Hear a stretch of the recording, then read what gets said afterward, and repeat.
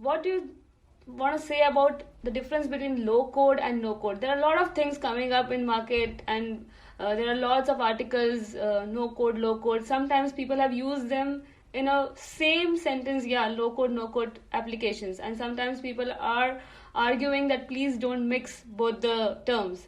What is your take on this? How do you define them or differentiate them? I think it's a very valid question. That when we speak to customers, when we speak to people who are into this ecosystem, I think I see a lot of confusion where people misuse the words no code or low code, and try and fit in some definition into it. But I think the definition is very, very, very, very easy. So there are three types of definitions to this. One is a no code, one is low code, and one is pro code. Okay. Let's start from pro code. Pro code is basically the target audience to pro code is developers who are writing active code, and they will have an ID or a development environment where they will use some kind of a script or language, and they will write code to write an application. That's pro code, which is aimed at developers. Then comes low code. Low code is nothing but a development environment itself, or a script that you write.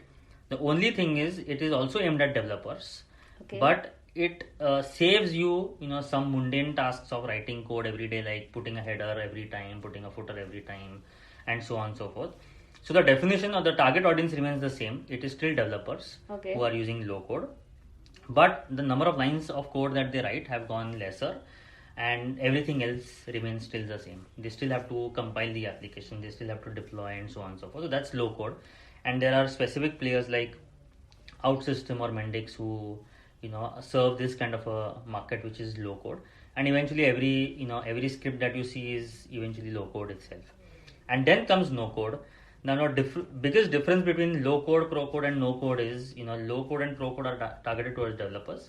No code, the target audience shifts or changes completely. It's not completely developers, though of course developers can use it as a no code platform, but its primary audience is people who are subject matter experts of building a particular application.